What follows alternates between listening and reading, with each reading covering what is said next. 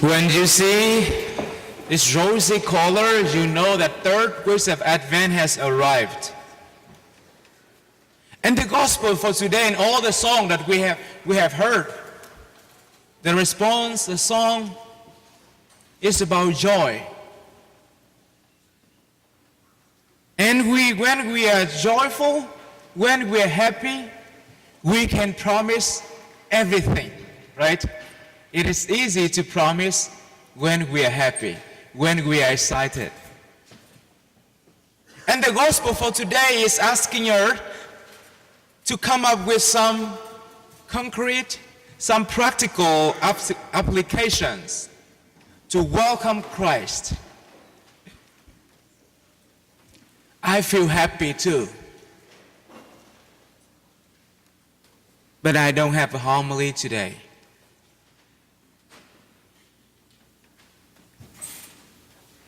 However, I have a story from a non-canonical writing that I want to share. The story is like this. Following the crowds who came to be baptized by John the Baptist in the Jordan River, there was a young priest named Minh Homily. You know who he is? He was an associate pastor of St. Joseph Basilica in Bardstown, Kentucky, the bourbon capital of the world.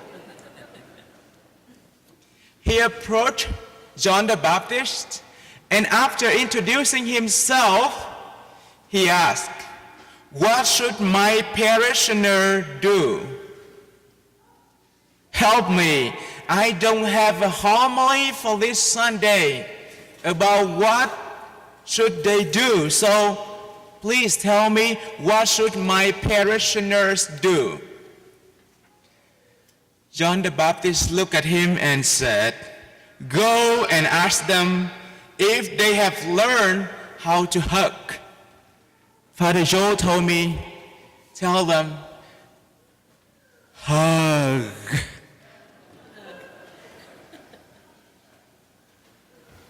Ming was very confused because he knew that his parishioner, many of them are huggers. So he said, "Rabbi, I'm sure most of my parishioners are very sweet huggers." John the Baptist then explained to him, "I know that many of them know how to give a sweet hug. But what I mean here is something more important than just embracing each other by arms. Something will make them sweetest huggers, the best sweetest huggers." John the Baptist knew that Ming was getting even more confused.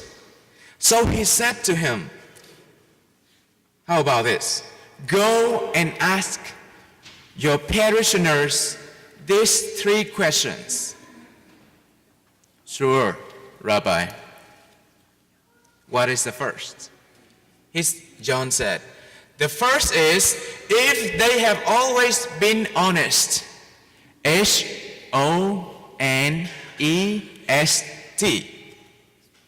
If married couples have always been honest to their spouses, if children have always been honest to their parents, if students have always been honest to their teacher, or they cheat when doing the test sometime, if employees to their bosses, friends to each other, and most important is if they have always been honest to themselves and God. First questions that you can ask them is about honest. The second question is if they have always been unprejudiced. UNPREGUDICED.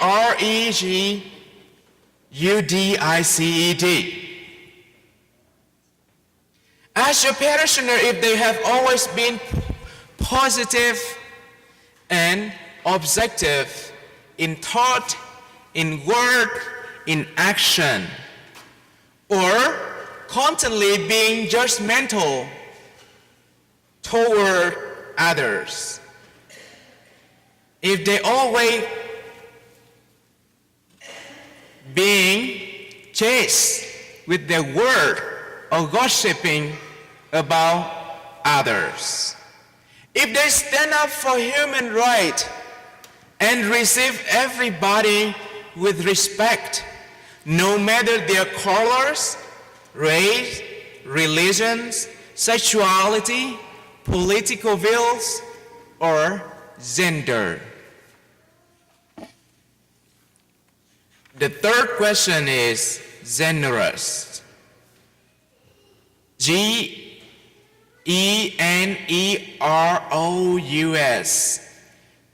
If they have always been generous, ask them if they have room, not only in the end, as Saint Vincent de Paul, but also in their hearts,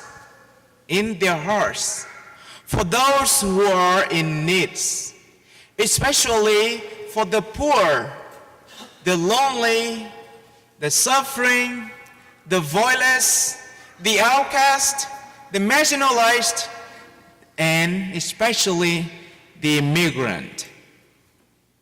Ask them whether or not when they do charitable things, they do it without expectation and or wanting anything in return.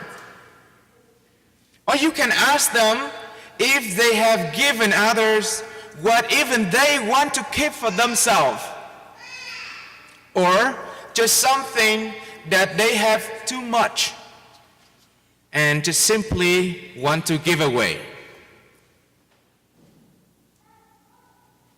After hearing those three questions, Minh still did not quite understand how being honest, unprejudiced, and generous relates to learning how to hug. So he asked John the Baptist, "Forgive me, Rabbi, since I am a slow learner. I still don't understand how those things relate to learning how to hug." John looked at him with a very gentle smile. He said, "Oh, poor my son. Don't you see, if you combine the first letter of those three words, you will have the word hug. Honest, start with letter H. Unprejudiced, start with letter U. And generous starts with letter G. You combine three of them together, it will be hug, right? He said, "Oh, I see." And John keep going. "And I tell you, if your parishioners practice being honest, unprejudiced, and generous to others, they will be able not only to extend their arms, but also to expand their heart, to hug others with love and kindness. And I promise you that they will be the best sweet huggers. They will be the sweetest huggers that you can find." Minh's eyes widened open with surprise.